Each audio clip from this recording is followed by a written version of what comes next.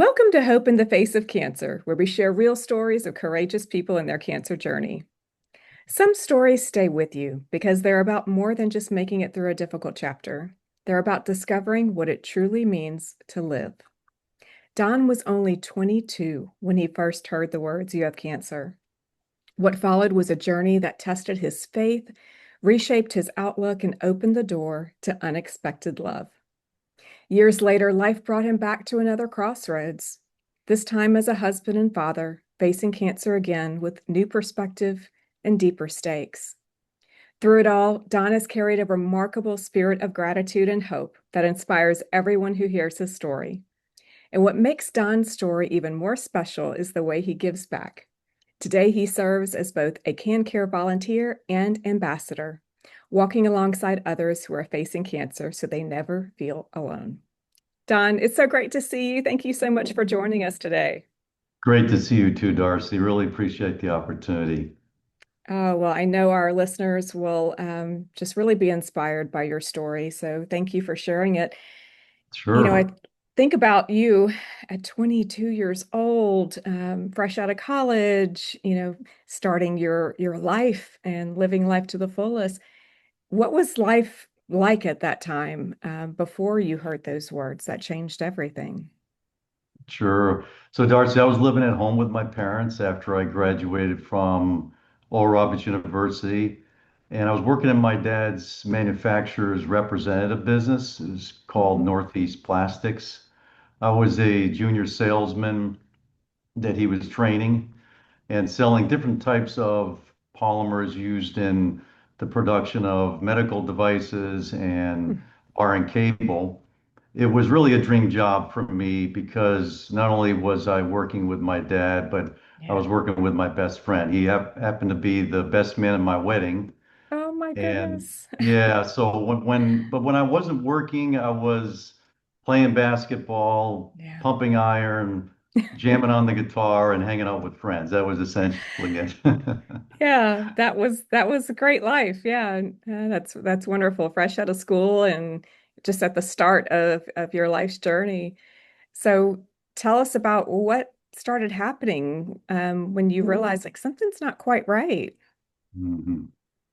Well, Darcy, it really happened fast. I had come Hmm. down with strep throat Hmm. and I was on antibiotics, and apparently enlarged lymph nodes in the neck are a common symptom of strep Right. throat. It's because my immune system was fighting the bacterial infection.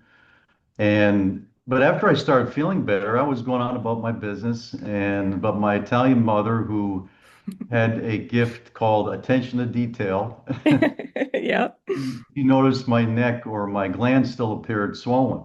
And even Yeah. after I had taken all of the antibiotics and I was feeling better and kind of what I felt back to normal, she decided she's making an appointment with our doctor. And really, upon physical examination, he said it appeared to be more than just a swollen gland or lymph Mm, node. So he ordered a needle biopsy. yeah. And when the results came back, that's when I heard the words, "You have cancer." And that's really when I felt my world had really shifted in an instant. And, although my parents knew we needed to seek a second opinion, and actually that eventually led us to Dana-Farber Cancer Institute in Boston. But, they also believed in the power of prayer. Yeah. And so my mom, my prayer warrior mom, immediately started a prayer chain, and they also my parents also brought me to church to get prayed for. But my Yeah. parents and my sister Debbie were there for me every step of the way. Oh, that's So amazing. I can only imagine at 22, the last thing on your mind is probably cancer. I mean, how did you even react to the diagnosis? What were you feeling, thinking? it was really daunting. The cancer had originated in my thyroid, and after the first major surgery to remove my thyroid and actually 12 malignant lymph nodes in the Wow. right side of my neck, they discovered that it had already spread to lymph nodes in my chest. Mm, So what was originally thought to be localized in stage one it quickly escalated to Yeah. stage 3. So I had never imagined, to be honest with you, anything good come from all of this. It felt like a thief ready to take away my health and my strength and my peace and maybe even my Yeah. future, really. I mean, but that's when two words came to mind, but God. Mm. Mm. So, That's right. You can do anything. yeah. So what was that treatment journey, like for you? So it was really, for me, it was the whole process was an awakening, and it really it forced me to face the kind of the fragility of life and Yeah. in my journey. And so, there's a Bible verse that's in James 4:14 that says, "You don't know what tomorrow will bring." Mm. Because our life is like a vapor, a mist. It appears briefly and then it vanishes. And so it vanishes. So it was a reminder to me that every day is a gift. It's not a Yeah. guarantee. And so the crisis or the hardship that I was going through with the surgeries, which were two major surgeries, and the treatments was really kind of burning away my shallow, I guess I would say, or inherited faith that I had. Because and I mentioned in the book, I was really riding on the coattails of my parents' faith up to that point. So, Yeah. so really that was really, but it's what got me through everything. Oh, that's wonderful. What was the perspective shift like? I mean, I would imagine it didn't leave you unchanged, that first diagnosis, come through treatment, no evidence of disease, kind of now what? What were you thinking? How did it change the way that you even looked at the life ahead of you? I guess when everything else was at that point stripped away, my health, my plans, maybe the control that I felt Mm. that I had over things, I really discovered whether God was truly enough, and at Mm. 22, I my perspective changed and I Yeah. rededicated my life to Jesus Christ, and cancer at 22 was, I think, the moment I experienced God's nearness in a way that for me kind of forever marked my spiritual journey from that point on. Yeah. Understandable. Well, I understand that in the middle of the surgeries and the treatment, you've reconnected with a woman who would later become your wife. Tell us about that story. Yes, so I met my wife, Jeanette, at Oral Roberts University in Tulsa, Oklahoma. And however, we didn't date there. It really Mm. wasn't until about a year after we graduated that we met on a connecting flight in Chicago, headed to Tulsa, Oklahoma for homecoming. Oh my And goodness. and so she was living in Chicago at the time, and I was living in Rhode Island, but I had to connect through Chicago to get to Tulsa. And we happened to have seats across the aisle from each other. Of course, Mm. it was interesting because when I saw her come down the aisle, I blurted out her name and Jeanette, and I gave her a big hug, and she was looking at me like, "Wait a minute, do I know you?" And and so, but it was interesting because in the departing flight on Sunday, we had the same departing flight as well. And so when we both look back at that, we knew it was certainly a divine Mm. appointment from Yeah. from God. So, with some persistence on my part, of course, my background's in sales, and so we we stayed in touch by phone, and or we were writing letters, but and my wife was living back in Texas where her parents live, and I was in Rhode Island still. And and so after some initial contact communication, I would say I kind of went radio silent for a few months. And that was during my diagnosis and Yeah. treatment. And so my wife thought I had kind of moved on. Mm. And Yeah. so when I finally called her, I was actually between surgeries. I was really afraid to commit or tell her Yeah. what I was going through, but I finally did. And surprisingly, I asked her if she would be interested in coming up to Rhode Island to visit with me for the weekend between my surgeries. And it was interesting because, to say the least, I was not at my best. I was Right. dealing with anesthesia aftershock after my first surgery, which was 9 hours, and I had a major incision. I was quite swollen, but she came anyway, and I told her when she came up that I had another surgery coming up because the cancer had spread, and I didn't know where this was all going. Yeah. And she told me sometime later that during that weekend that she visited, and I was still living it with my parents, so she stayed at the house, and that she, one night while she was sleeping, she heard an audible voice from God that she was going to be my wife. Now she was thought it was me piping that in from a different room, but she knew that we were meant to be together, really, no matter the outcome. And so she was really an unexpected gift from God Yeah. that has since been the love of my life now for 34 years as of next month. Oh, well, happy early anniversary. Yeah, thank you. Thank you. Uh, so fast forward 12 years later, life is full with your wife. You are married now with a young daughter and another child on the way, and you learn that your cancer has returned. Tell us more about that time in your life. Darcy, it was kind of the same.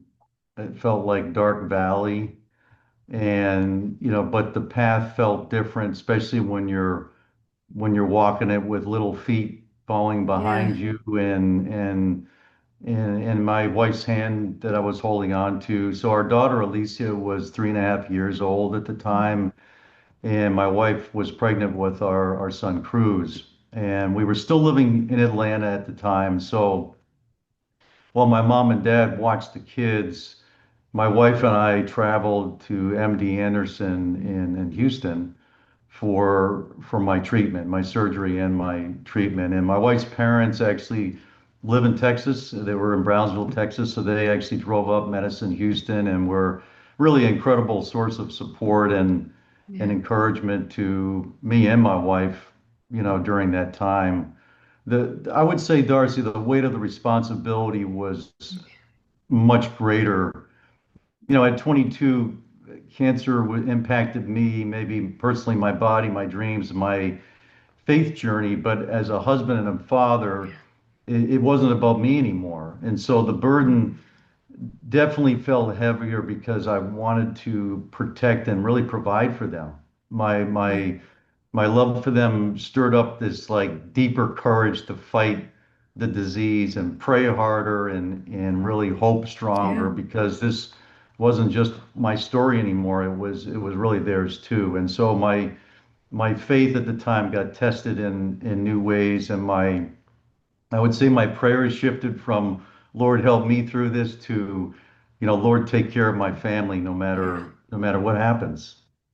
Mm. That's so true. I mean, where you are in that moment of time in your life when you hear those words, you have cancer, it does a lot to shape that cancer journey. We look more and more at young people Right. who are being diagnosed, and it's very different having maybe caring for aging parents and young children at the same time versus maybe a diagnosis later in life when those responsibilities are behind you. That's right. That's right. So, as you know, as a CanCare volunteer, we talk about the gifts of cancer. So, I know that this isn't the first time you've heard this question, but what was the unexpected gift that cancer gave you? Um, I would say that, I think it's interesting because I remember the first time I never forget this. I looked at myself in the mirror, and this was after a lot of the surgeries I had, and of course I had a long scar across my neck. I had another one, down my chest, and I thought to myself, who am I anymore? And Mm. but my wife and my family really reminded me that you're a child of the King of Kings, Yeah. Jesus, and So, I would say that the scars were really, for me, have been a reminder that God sustained me through all the suffering, Yeah. and really it was it's almost like it was a reminder of the battles that I fought, and won, not just really in my own strength, Yeah. but through the Lord's. And so for me, the gift was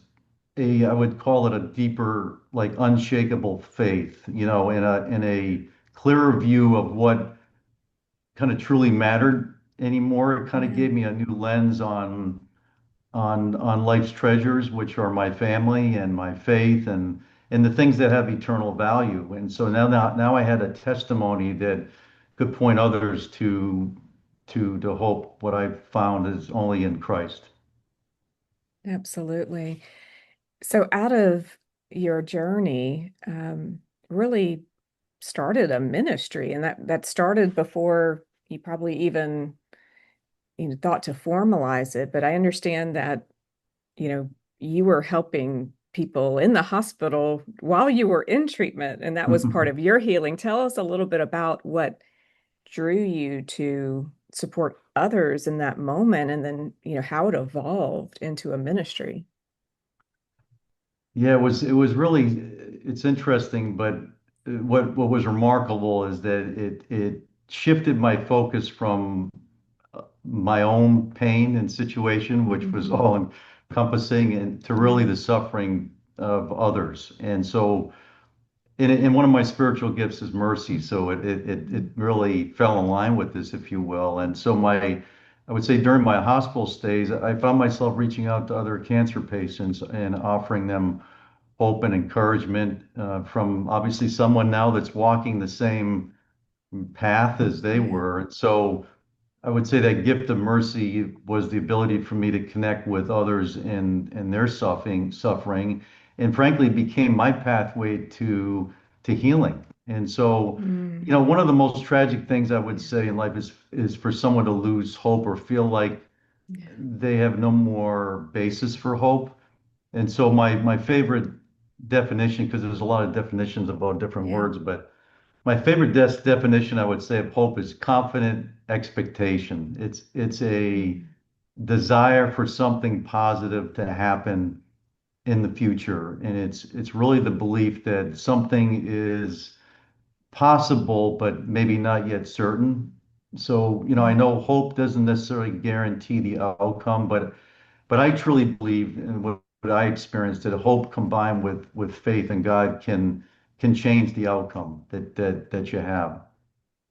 And then you took that a step further and you actually created a ministry. Tell us about that.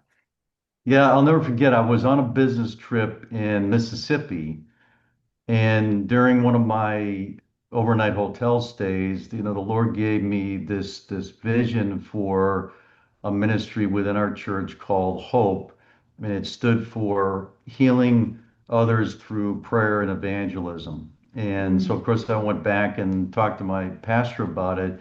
And the mission was really to provide healing for those, hope and healing for those battling cancer through Yeah. the power of prayer and the evangelism of God's word. And so I developed, this team of cancer survivors, in the church. Once the pastor helped me make the ministry kind of public within the church, then I had people just come out of the woodwork, it seemed, that had also, been survivors. And so it was focused on both visitation to not just people that were going through it in the church, but people that they knew. That could have been family Yeah. members or Yeah. coworkers or things of that nature. And so it was the ministry was really born out of my own pain, but God really transformed it into a purpose for me in creating this ministry where kind of the brokenness became,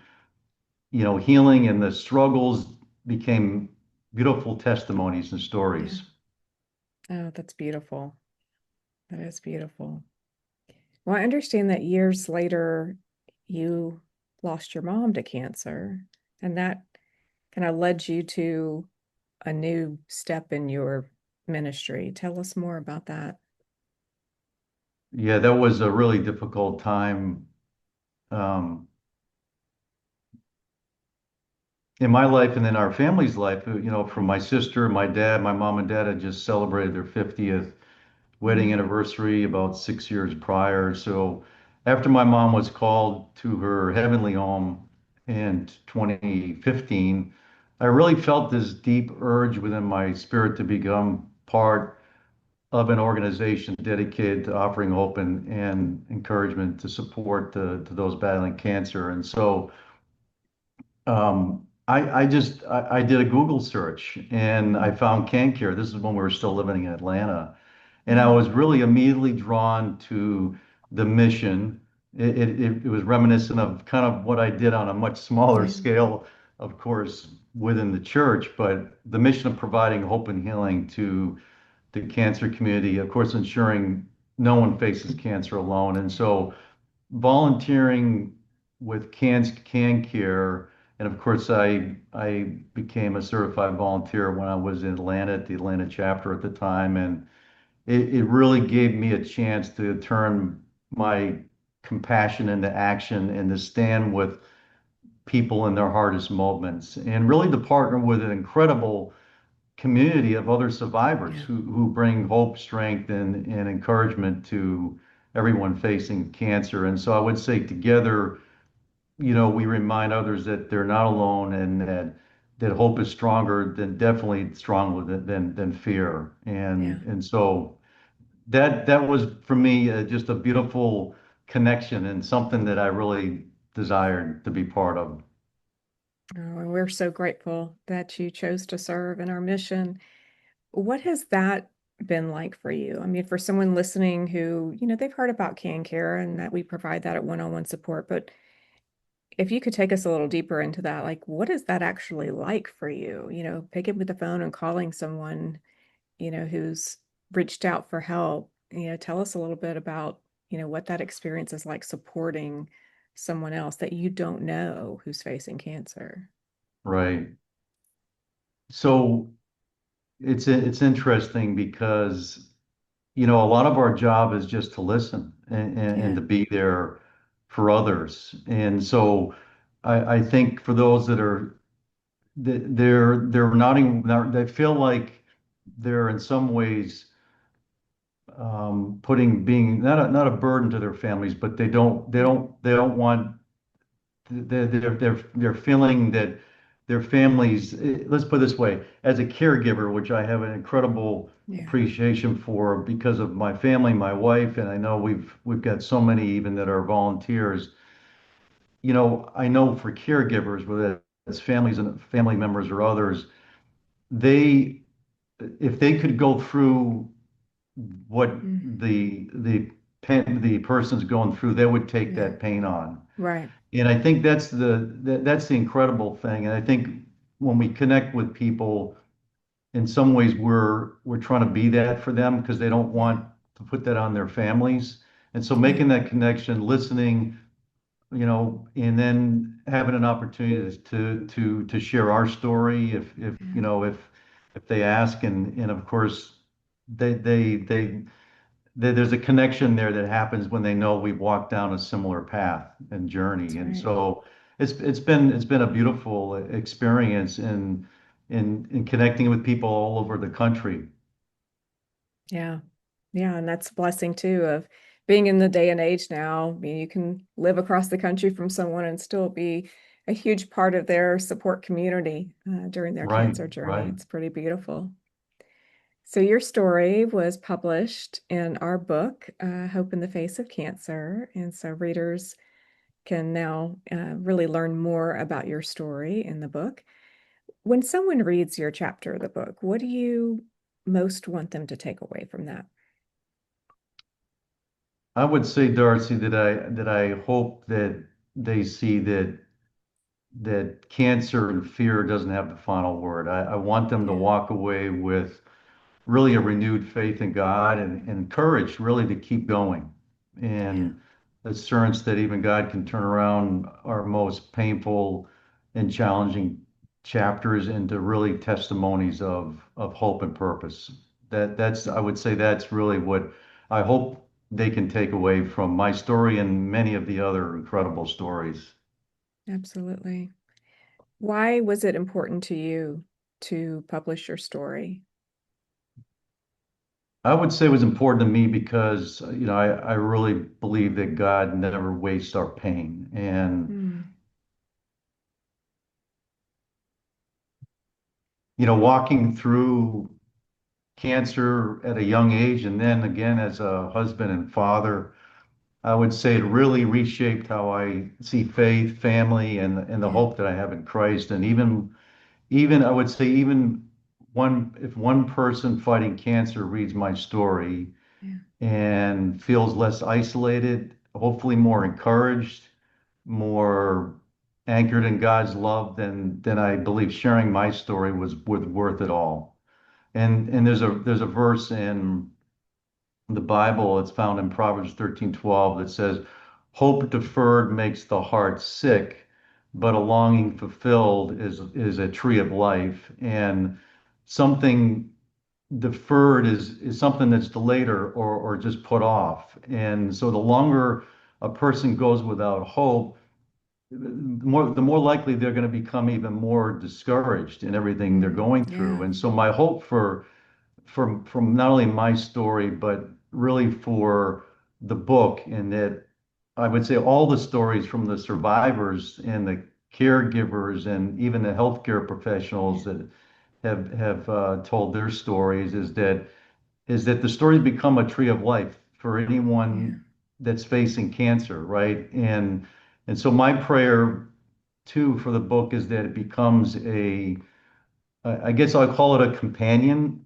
yeah. for people in their hardest moments. And it's interesting, there's a song, it stuck with me for a lot of years by a contemporary Christian artist by the name of Michael English. And this goes back to the 90s. And it was an album he released called Hope.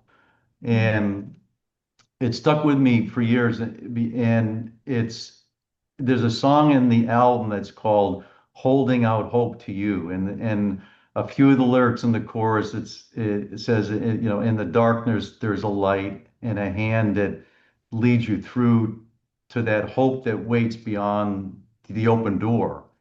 And mm, then it's, I'll be holding out hope to you even when the world breaks, or it could be cancer, and for that matter, you're hardened to. And then when your life is consumed by fear and doubt, that I'll be holding out hope to you. And I really believe that's what all of the volunteers at CanCare are doing. They're holding out yeah. hope to people facing this terrible disease. Oh, so true. That is beautiful. Thank you for sharing that. So, before we wrap up our conversation today, I want to do a few quick reflections. So, I'm going to Okay. ask you a couple questions. You just say the first thing that comes to mind. Okay. So, what's one thing that happened during your cancer journey that still makes you smile every day?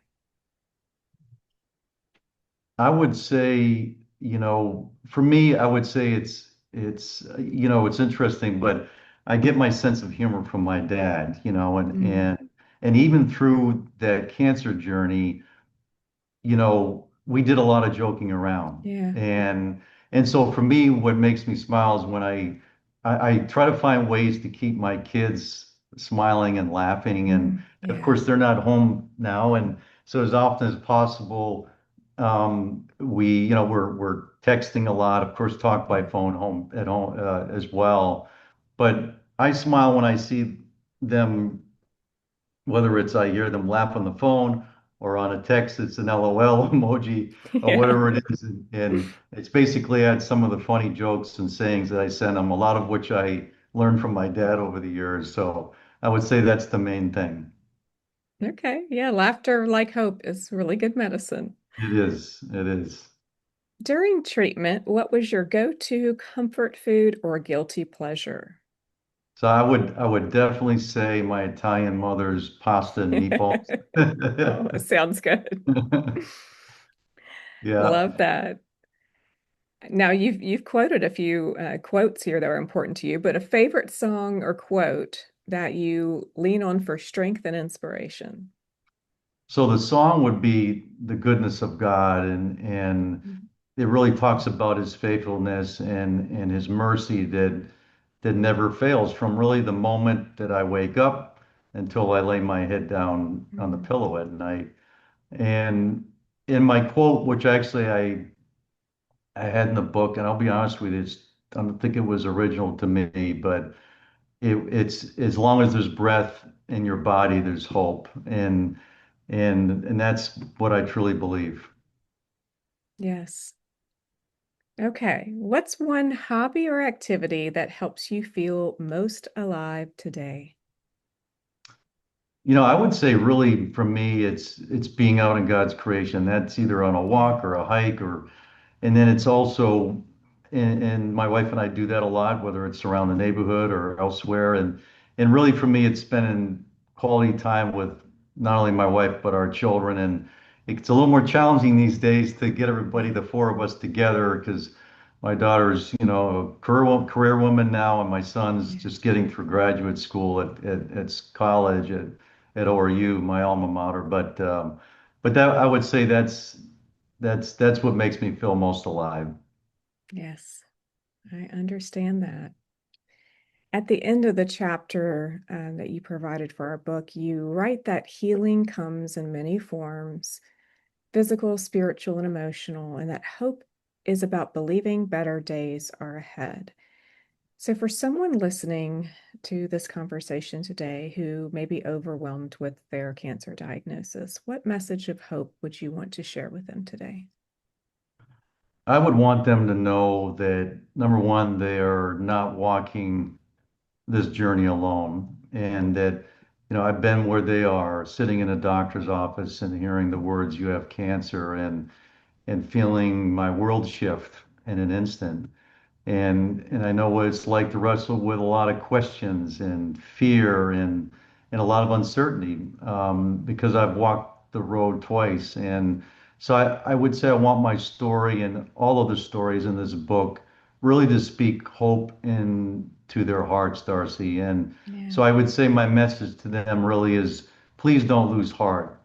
yeah, Miracles still happen, healing still comes. My faith in God is what carried me through my journey. I believe God is greater than cancer and he's greater than the unknown. And I believe his love for them is unshakable. And that would be my message to them, to everyone listening. And to the survivors, as I mentioned earlier, it's I truly believe our stories can breathe life. yeah. Thank you, John, for sharing your story and your message of hope today with our audience. And thank you for joining us for this episode of Hope in the Face of Cancer. If you or someone you love is facing cancer, CanCare is here to support you. Visit us at cancare.org to learn more. Until next time, remember, there is always hope in the face of cancer. Thank you for joining us on this episode of Hope in the Face of Cancer, a survivor by your side. If you or someone you know is facing cancer or is supporting a loved one through their journey, we invite you to share this podcast. Thank you for your support in our efforts in the cancer community. No one should face cancer alone.